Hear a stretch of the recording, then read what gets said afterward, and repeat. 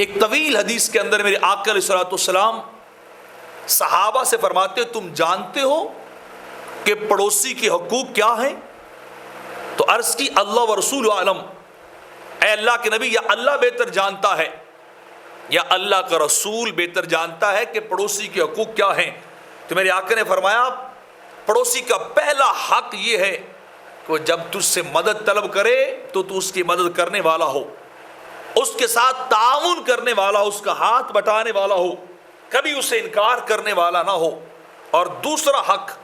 میرے آقا نے فرمایا یہ ہے کہ جب کبھی تیرا پڑوسی تجھ سے قرض کو طلب کرے تو تو اس کو قرض دینے والا ہو،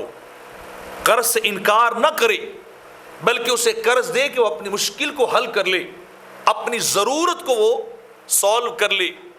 تو تجھے اپنے پڑوسی کو قرض ضرور دینا چاہیے۔ اور تیسرا حق پڑوسی کا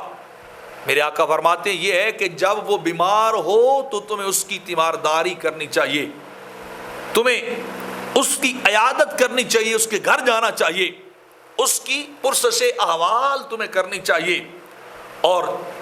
اگلا حق، چوتھا حق پڑوسی کا یہ ہے کہ میرے آقا فرماتے ہیں جب اسے کوئی بھلائی پہنچے، کوئی خیر پہنچے تو تو دوڑا دوڑا جائے، خندہ پیشانی کے ساتھ اسے مبارکباد دینے والا ہو، اسے کنگریچولیٹ کرنے والا ہو، خوشی کا اظہار کرے کہ تجھے مبارک ہو، اللہ نے تجھے یہ بھلائی عطا کر دی ہے، اللہ نے تجھے یہ خیر جو عطا کر دی ہے۔ اور پانچواں حق یہ ہے کہ میرے آقا فرماتے جب اسے مصیبت پہنچے تو تو اس کی تعزیت کرنے والا ہو۔ اور چھٹا حق یہ ہے کہ جب پڑوسی مر جائے تو تجھے اس کے جنازے میں شریک ہونا چاہیے، اس کے جنازے کے انتظامات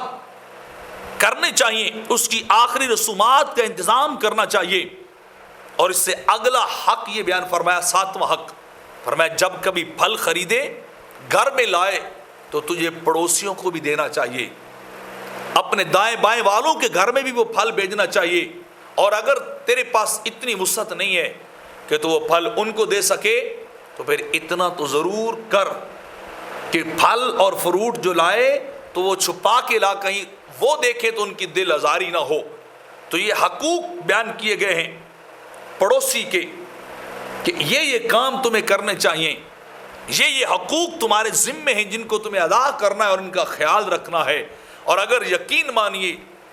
ہر پڑوسی اپنے پڑوسی کا اتنا خیال رکھنے لگ جائے، اتنا اس کا وہ محبت کرنے والا ہو، تو دنیا میں رہ کر ہی معاشرہ ایک جنت کا منظر پیش کرنے والا بن جاتا ہے۔